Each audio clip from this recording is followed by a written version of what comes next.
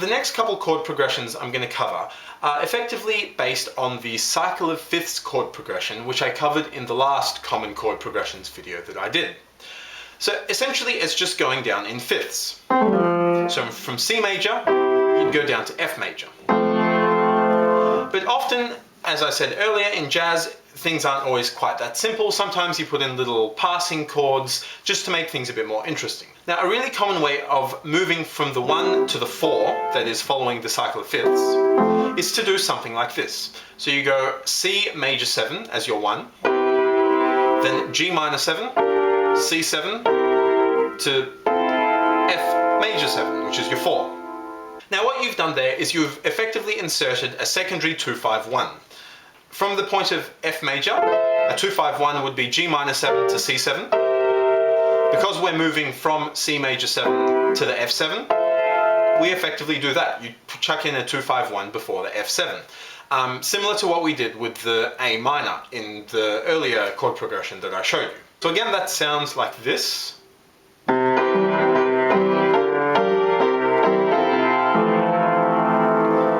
And a song that uses that is I Remember You.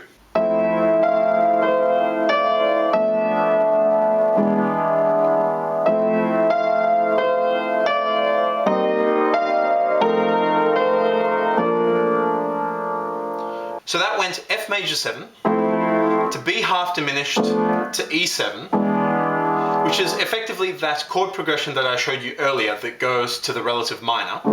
But instead we went back up to F major 7, and then we did that little 2-5 moving to the 4.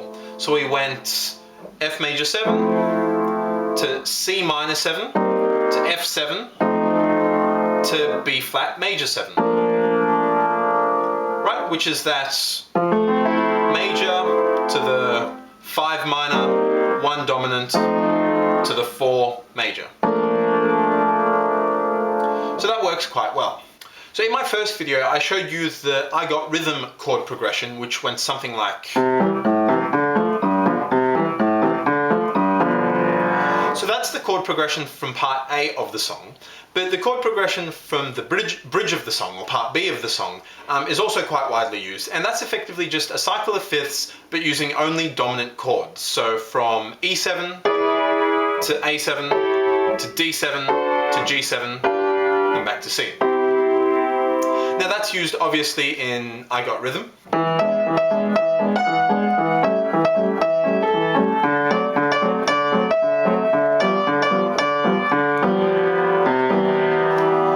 But that's also used for songs like Sweet Georgia Brown.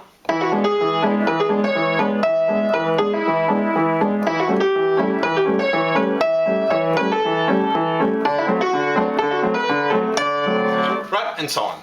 Now another really common chord progression is the descending 2-5-1 chord progression, and that goes as follows. So starting from the C, you'd go C major 7 to C minor 7, F7, B flat major 7, B flat minor 7, E7, A flat major 7. Right, so that's relatively simple to understand. You effectively have 2-5-1s that are descending. And that uses a lot of similar ideas to the chord progressions that I covered earlier. So for example, that C major 7 going to the C minor 7 is just a parallel minor. Then you've got a 2-5-1. And again, you've got the major going to the minor, parallel minor, and then a 2-5-1, and so on. So as you can see, there's a lot of overlap between these common chord progressions, but you sort of get the general idea. So that's used in songs like How High the Moon,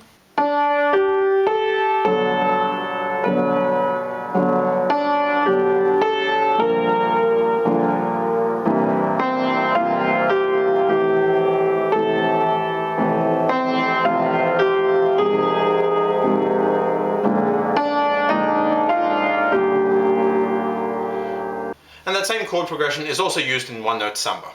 Now the next common chord progression I'm going to show you is one that's often used as a turnaround in a lot of swing songs. So it goes as follows: E minor 7 to A7, A minor 7 to D7, D minor 7, to G7. And then you can go to the 1.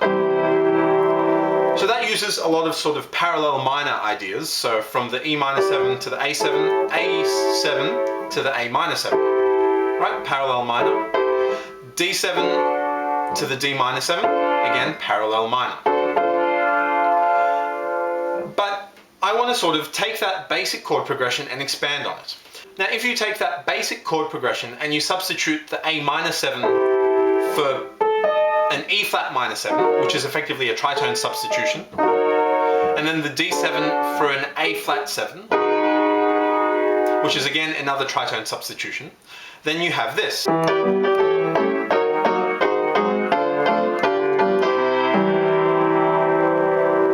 Right, and that's a little chord progression that's used in Blues for Alice. Now, if you take that same basic chord progression and you modify it in a different way, you can get this. So E-7 to A7, A-7 to D7, then A-flat minor 7, which is a tritone substitute of D-7, to D-flat 7, which is a tritone substitute of the G7, to the C, and you change the timing up a bit, then you get something that looks like this.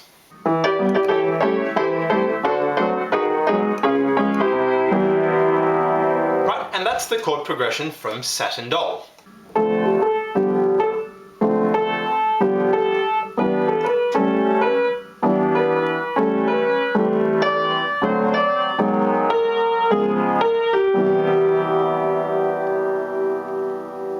So Satin Doll and Blues for Alice effectively use that basic chord progression that I showed you at the beginning, and then just tritone substitute some chords. Now, in an earlier video, I explained the cycle of fifths chord progression and the idea of a secondary 2-5 moving to a primary 2-5, moving to the 1. Now, the bass notes of all of those chords are all within the key of C major, so they're all sort of diatonically related to each other. They move down diatonically. Now, the chord progression for Blues for Alice uses a similar idea, but instead of moving down diatonically, you move down chromatically. So effectively you have a tertiary 2-5 going to a secondary 2-5 going to a primary 2-5 going to the 1. So that's another little way to think about it. The next common chord progression I wanted to show you is a really, really simple one. It's essentially just moving up a semitone. So from C major 7 to D flat major 7. Now that's used in songs like You Stepped Out of a Dream, as well as a lot of modal music. That creates a really modal sound.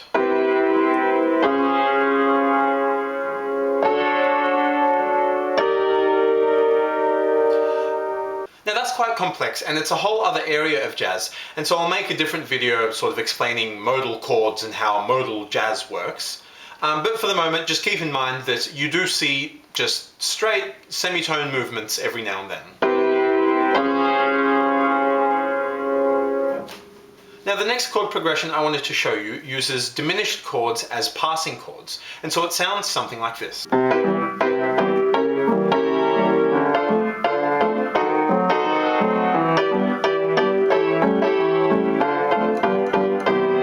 Something along those lines. Now that's used in Ain't Misbehavin' and Have You Met Miss Jones. But effectively, you've got the C major 7 going to a D flat diminished, full diminished, which effectively acts as your 6th chord, or an A7, just with one note substituted. Instead of the A, you're playing the B flat. So that's effectively a 1-6.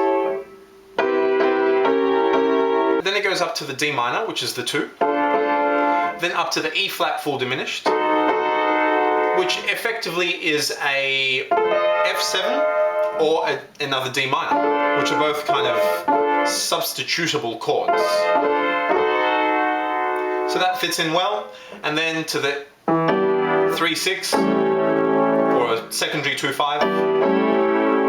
E7 to A7, and then back down if you like.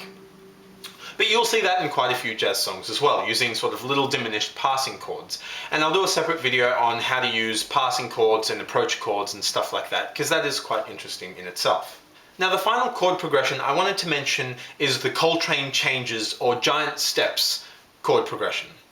Now that's it there in the picture-in-picture, number 8. Now it's quite complex and there's quite a lot of stuff going on in it harmonically.